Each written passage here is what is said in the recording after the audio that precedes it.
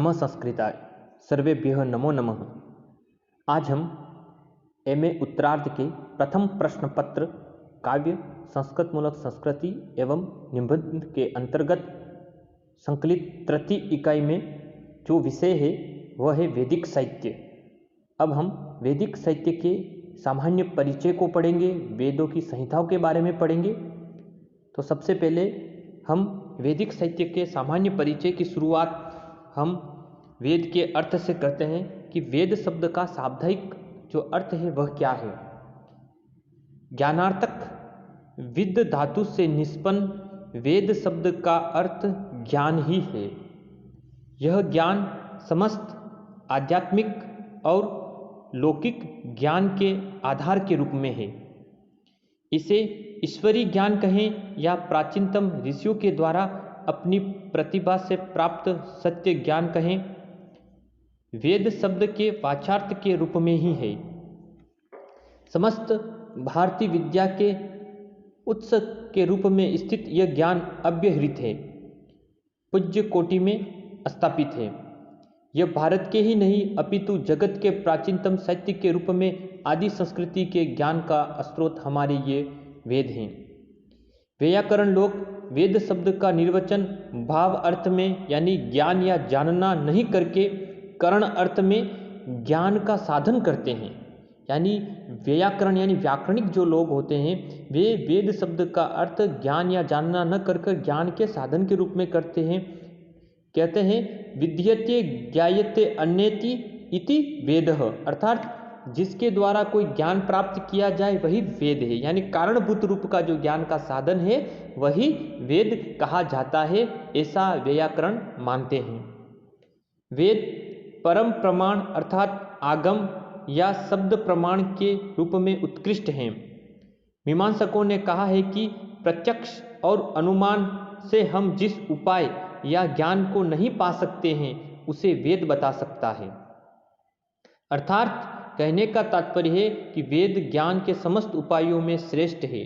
वेद से वह ज्ञान मिलता है जिसे प्राप्त करने के लिए अन्य कोई साधन इस जगत में विद्यमान नहीं है। प्रत्यक्षान अमनुमित्याम वायस्तुपायो न विद्यते एतम विद्यते वेदे तस्माद् वेदस्य वेदता। प्रत्यक्षेण अनुमत्या यायस्तुपायो न विद्यते एतम विदन्ति वेदे तस्माद् वेदस्य वेदता। यानी कहने का तात्पर्य यही है कि प्रत्यक्ष और अनुमान जिस उपाय को बताने में असमर्थ है उस असमर्थ कार्य को भी समर्थ कराने का जो गुण विद्यमान है वह हमारे ईश्वर प्रदत्त वेद संहिताओं में विद्यमान है। सायण ने तैत्तिरीय संहिता के भाष्य की भूमिका में इसी आशय से लिखा है कि इष्ट प्राप्य अनिष्ट परिहारम अलौकिकम उपायम यो ग्रंथ वेद्यति सह वेदः। सायण आचार्य कहते हैं इष्ट प्राप्य अनिष्ट परिहारम अलौकिकम उपायम यो ग्रंथ वेद्यति सह वेदः। यानी जो ग्रंथ इष्ट प्राप्ति और अनिष्ट निवारण के लिए अलौकिक उपाय को बताने वाला है वही ग्रंथ वेद कहा जाता है। यह अर्थ कर्मकांडियों की दृष्टि से किया गया है। गुरु शिष्य परंपरा के द्वारा सुरक्षित किए जाने के कारण अर्थात गुरु के द्वारा उच्चारित वाक्यों को शिष्य द्वारा श्रवण करके श्रवण रखने के बाद वेद को श्रुति भी कहते हैं। कहने का तात्पर्य है कि वेद का जो उच्चारण है वह गुरु के द्वारा उच्चारित वाक्यों को जब शिष्य श्रवण परंपरा के द्वारा उसको याद रखता है, श्रवण रखता है, इस कारण से वेदों का समानार्थिक जो शब्द प्रयोग है वह श्रुति भी कहा जाता है। इस श्रुति परंपरा के द्वारा वेदों के वाक्यों को अद्यावधि सुरक्षित रखा गया है। इतने दीर्घ काल तक किसी साहित्य की मौखिक परंपरा और सुरक्षा का इतिहास नहीं है। यह वेदों के प्रति भारतीय अद्वैताओं का आस्था का प्रतीक है। आधुनिक वस्तु दृष्टि से वेद वह शब्द राशि है जो भारतवर्ष में प्राचीन ऋषियों के द्वारा सर्वप्रथम प्रकट हुई और जिसे कालांतर में याज्ञिक उपयोग के लिए संहिताबद्ध किया गया। तदनुसार ऋग्वेद, यजुर्वेद, सामवेद और अथर्ववेद के रूप में प्राचीन ज्ञान राशि को 4 वर्गों में विभाजित किया गया है।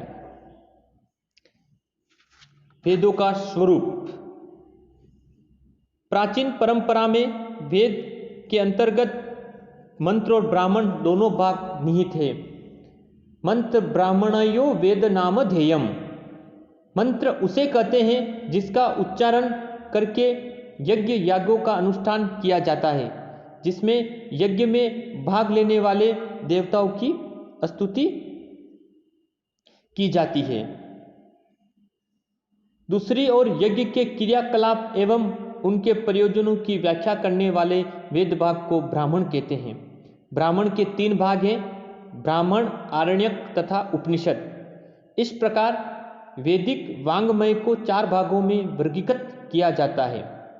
मंत्र भाग यानी संहिता भाग भी कहा जाता है, दूसरा ब्राह्मण, तीसरा आरण्यक और चौथा उपनिषद।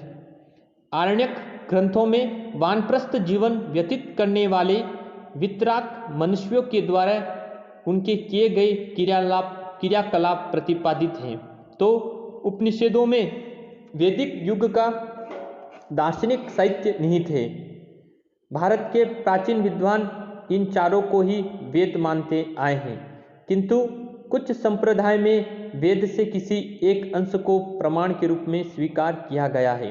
जैसे मीमांसा दर्शन के लिए ब्राह्मण भाग ही वेद है, तो वेदांत दर्शन के लिए उपनिषद ही वेद या श्रुति है। इन अंशों पर उक्त दर्शनों का विशेष बल दृष्टिगत होता है। इधर स्वामी दयानंद सरस्वती ने मंत्र भाग को ही वेद कहा, ब्राह्मण ग्रंथ उसकी व्याख्याएं हैं।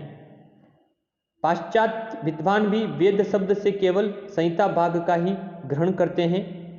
संहिता के परंपरागत विकास का ही नहीं, किंतु वैदिक साहित्य के अंतर्गत यह चारों अंश हैं, इसमें किसी को आपत्ति नहीं है।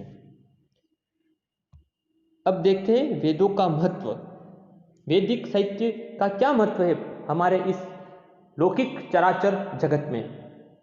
साहित्य के रूप में संपूर्ण वेद वांग्मय महत्वपूर्ण है। आवश्यकता के अनुसार वेद का साहित्य बढ़ता गया और ब्राह्मण, आरण्यक तथा उपनिषद साहित्य क्रमशः विकसित हुए। प्राचीन काल से लेकर आज तक वेद वांग्मय संपूर्ण विश्व को विविध उपदेश देता रहा है, इसीलिए इसके महत्व को अंकित करना प्रासंगिक है। भारतीय साहित्य में नास्तिकों ने वेद की निंदा भले ही की है, किंतु साहित्य और जन सामान्य का बहुसंख्यक वर्ग उसकी प्रशंसा मुक्तक कंठ से करता है। आस्तिक दर्शन ईश्वर की वाणी के रूप में या अपौरुष्य शब्द राशि के रूप में वेदों को देखते रहे हैं। वेद आगम प्रमाण है, समस्त ज्ञान के स्रोत हैं। शब्द राशि रूप वेद से संसार के समस्त अर्थ निर्मित हुए हैं। कौटिल्य अर्थशास्त्र के अनुसार त्रैविद्या धर्म और अधर्म के बीच का भेद निरूपित करती है। वेदों से लोग अपने जीवन दर्शन को संचालित कर सकते हैं। वेद भारतीय धर्म के उत्स हैं, मूल हैं। मनुस्मृति में भी लिखा है, वेदो अखिलो धर्म मूलम। मनु के अनुसार ये वेद सभी ज्ञानों के अक्षय कोश हैं। सर्व ज्ञानमयो ही सह वेदः, जिनका अध्ययन ब्राह्मण मात्र के लिए अन्यवायी कहा गया है। भारतीय धर्म ने वेदों को इतना महत्व दिया है कि ईश्वर की निंदा की गई, किंतु वेद की निंदा नहीं। कई आस्तिक दर्शनों ने ईश्वर को तो स्वीकार नहीं किया, किंतु वेदों को अपने दैनिक कर्म किलापों का उपदेश देने के लिए परम प्रमाण माना है। ब्राह्मण काल से वेद के स्वाध्याय अर्थात कुल परंपरा से चले आते हुए वेद मंत्रों के अध्ययन पर बल दिया गया है। शतपथ ब्राह्मण में कहा गया है कि धन से परिपूर्ण भूमि के दान से जितना फल मिलता है, उतना ही फल तीनों वेदों के अध्ययन से मिलता है। यही नहीं, जो इसे जानता है, अर्थ ज्ञान रखता है, वह तो उससे भी बढ़कर अक्षय लोक की प्राप्ति करता है। इसीलिए प्रतिदिन स्वाध्याय करना चाहिए। यावन्तं हे वे इमा पृथ्वीवं वितेन पूर्णा दद्लोकं जयति त्रिवास्तवन्तं जयति भूयासां च अक्षयं च एवं विद्वानम् अहरः स्वाध्यायाम् अधीते तस्माद् स्वाध्यायदेत्यव्ययः। यानी कहने का तात्पर्य है कि धन से परिपूर्ण भूमि के दान से जितना फल मिलता है उतना ही फल वेदों के अध्ययन से मिलता है, और जो इसे जानता है वह तो क्या करता है, उससे भी अक्षय लौकिक यानी लौकिक जगत के बाद भी अलौकिक जगत में भी अनुपम यश को व्यक्ति वेदों के अध्ययन से प्राप्त कर सकता है। इसीलिए हमें प्रतिदिन स्वाध्याय रूपी वेदों का अध्ययन करना चाहिए। इस प्रकार वेदों का धार्मिक महत्व उद्घोषित किया गया है, जो स्मृतियों तथा अन्य ग्रंथों की सूचनाओं से भी समर्थित होता है। ऋषियों तथा आचार्यों ने वेदों की प्रशंसा में अमूल्य वाक्यों की रचना करके सामान्य जनता की श्रद्धा वेदों के प्रति उत्पन्न की है।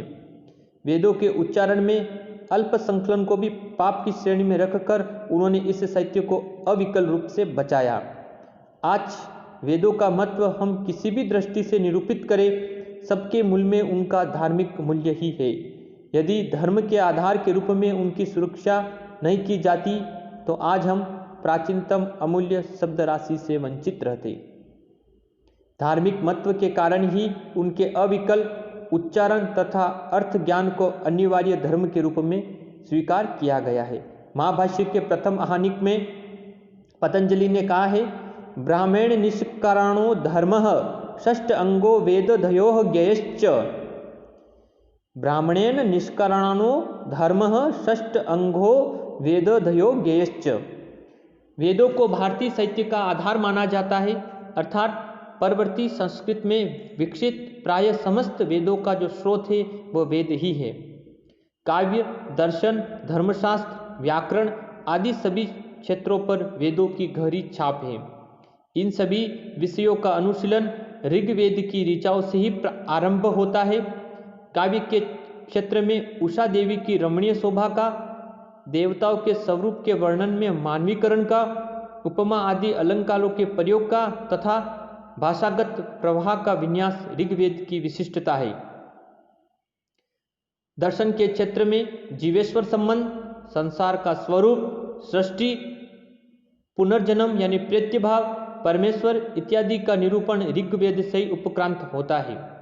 आर्यों के आचार व्यवहार का साक्षात्कार सर्वप्रथम वेदों में ही प्राप्त होता है। भाषा चिंतन भी ऋग्वेद के मंत्रों से आरंभ होकर अन्य संहिताओं तथा ब्राह्मणों तक व्याप्त है। वेद का वेदत्व इस विषय में भी निहित है कि समस्त परवर्ती ज्ञान का बीज यहाँ व्यवस्थित है। आर्य जाति की प्राचीनतम संस्कृति वेदों में ही मिलती है। यह कहा गया है कि भारत यूरोपीय भाषा परिवार का प्राचीनतम अभिलेख वेदों के रूप में ही है। अतः आर्य संस्कृति का प्रथम उन्मेष जानने के लिए हम ऋग्वेद की ऋचाओं का ही अनुशीलन करते हैं।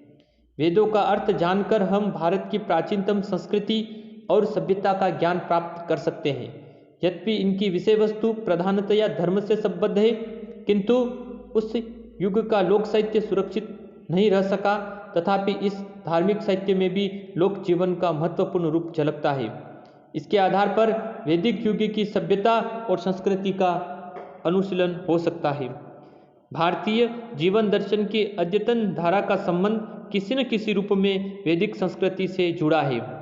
आर्यों का यज्ञों में विश्वास, विविध पदार्थों में देव बुद्धि, भौतिकवाद में अनास्था, पुनर्जन्म में विश्वास, मोक्ष के प्रति लक्ष्य बुद्धि आदि का स्रोत वेदों में ही है। विश्व इतिहास की दृष्टि से भी वेदों का महत्व है। आज इतिहास की व्याप्ति क्षेत्रीय सीमा से निकलकर सार्वभौम हो गई है, क्योंकि एक स्थान का इतिहास विदेशी प्रभावों एवं बाह्य संपर्कों से संयुक्त होता है।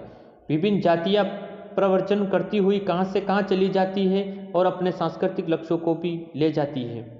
एक देश में विकसित धर्म देशांतर में भी फलता फूलता है। विदेशी आक्रमण किसी देश के जीवन दर्शन को प्रभावित करता है। इसीलिए विश्व इतिहास की कल्पना हुई है।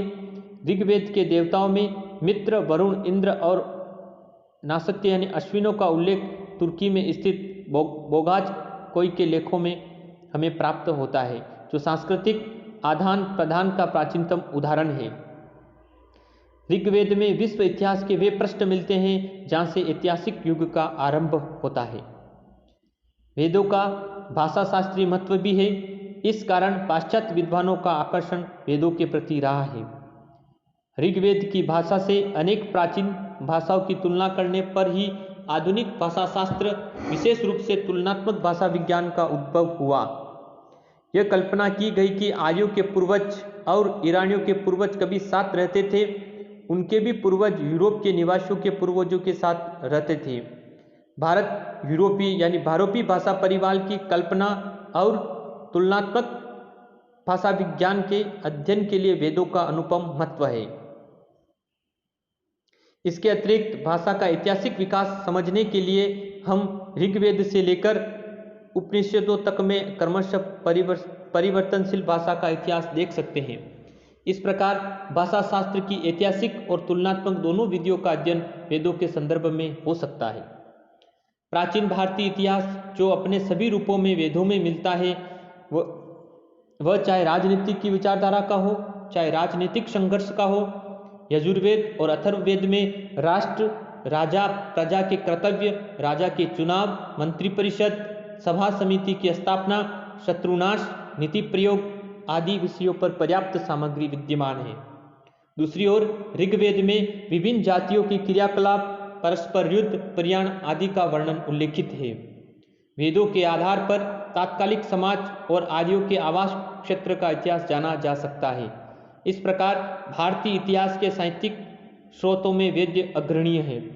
प्राचीन परंपरा के विद्वान वेदों में इतिहास ढूंढने की कल्पना को भले ही अपौरुषेयता में बाधक समझे, किंतु आज भी सभी इतिहासकार वैदिक वाङ्मय को भारतीय इतिहास के एक अमूल्य निधि मानते हैं। तुलनात्मक पुराकथा शास्त्र की दृष्टि से भी वेद अमूल्य सामग्री प्रस्तुत करते हैं। प्राचीन आख्यानों की तुलना जब यूरोप और ईरान के आख्यानों से की जाती है तो अद्भुत साम्य मिलता है।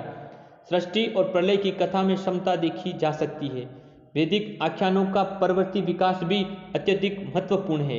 यूरोपीय विद्वानों ने वैदिक देवशास्त्र का इसीलिए सम्यक अध्ययन प्रस्तुत किया है। इस तरह से हम वैदिक साहित्य के सामान्य परिचय के अंतर्गत हमने वेदों का अर्थ को समझा, वेद के स्वरूप को देखा और वेदों का इस लौकिक जगत में क्या महत्व है इसके संबंध में हमने सामान्य जानकारी को प्राप्त किया।